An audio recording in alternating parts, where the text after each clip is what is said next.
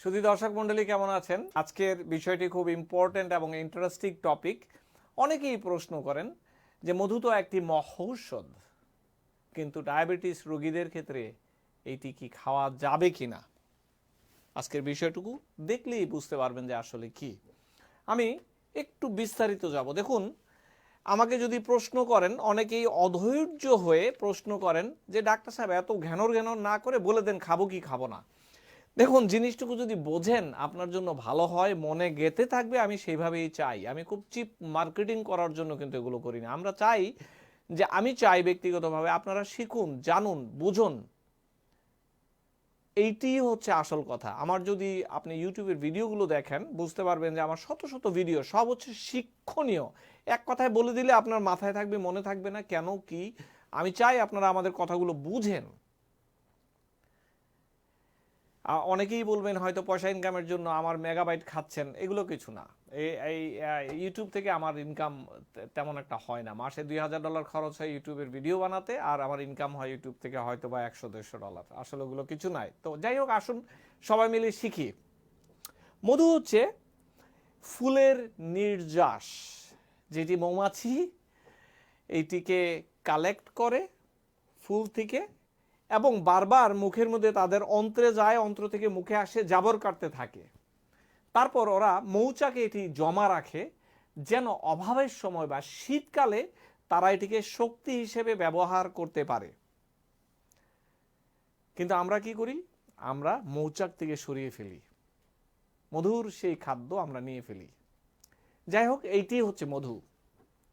এরপর আমরা এটা হিট দিয়ে প্রসেস করে, যখন প্রসেস করি তখন এইটির ভেতরে থাকা ছত্রাক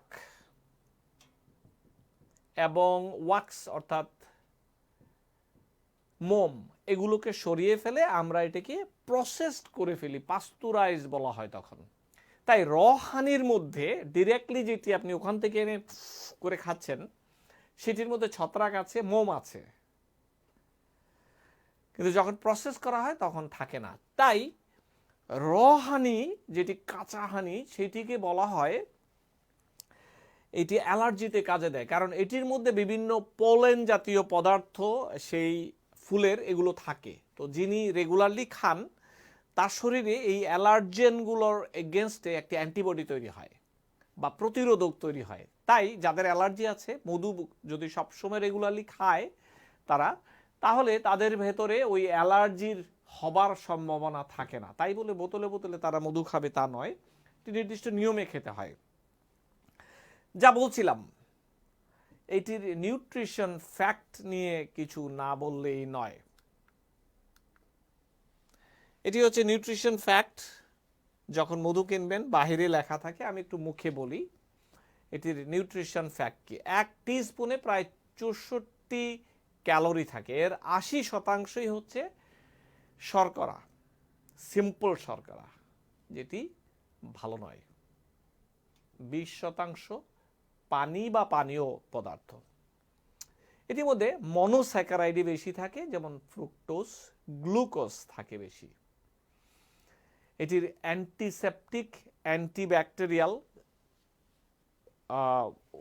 রয়েছে, গুণ রয়েছে, যেটির কারণে অনেক সময় ইনফেকশন থেকে, প্রদাহ থেকে দূরে রাখে। কিন্তু সব মধু নয়, মান্নুকা জাতীয় যেটি মধু রয়েছে সেইটি আমি পরে বলবো আরেকটি স্লাইডে।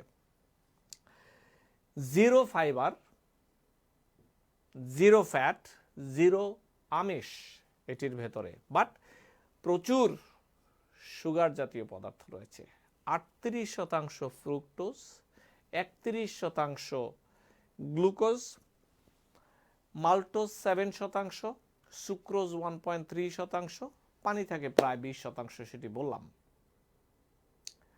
যা বলছিলাম, এটির বিভিন্ন ধরনের বেনিফিট রয়েছে। বেনিফিটের মধ্যে আছে এটি উন্ড হিলিং, অর্থাৎ ঘা শুকাতে কাজ করে। এখন একটি নির্দিষ্ট ধরনের মান্নুকা যেটি রয়েছে সেটি ঘায়ের উপরেই লাগায় দেওয়া যায় ঘা শুকানোর জন্য।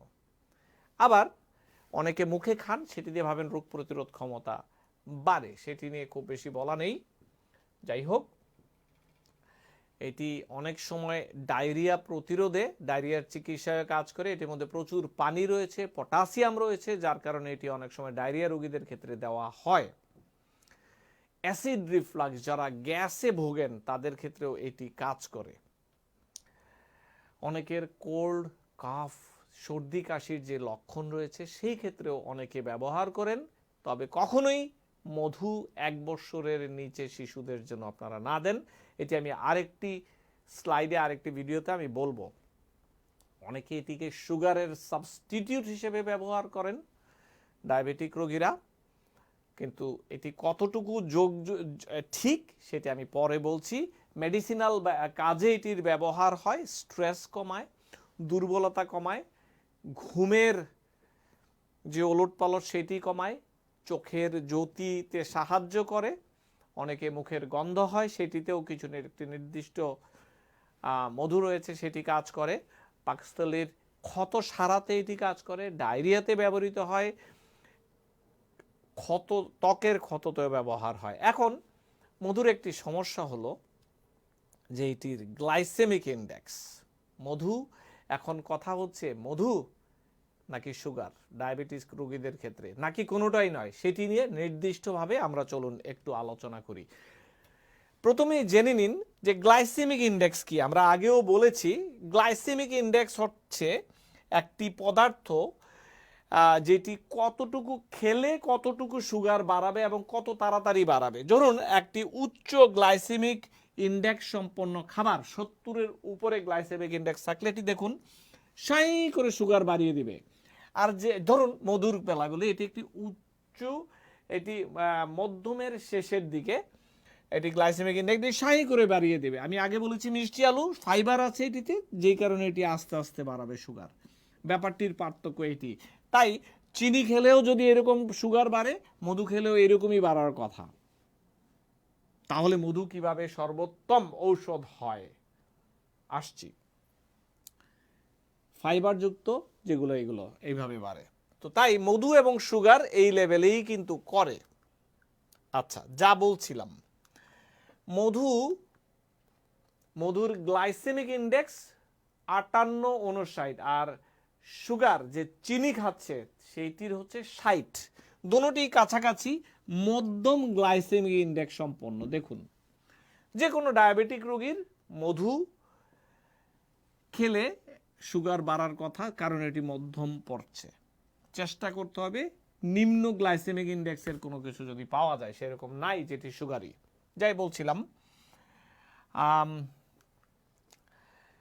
গ্লাইসেমিক ইন্ডেক্স নিয়ে একটু না বললেই নয়। উচ্চ গ্লাইসেমিক ইন্ডেক্স যেটি বললাম যে 70-এর উপরে, এই যে এটি যেটি সাই করে বাড়িয়ে দেবে, কেক, পেস্ট্রি, আইসক্রিম, ভুট্টা, আলু, জুস,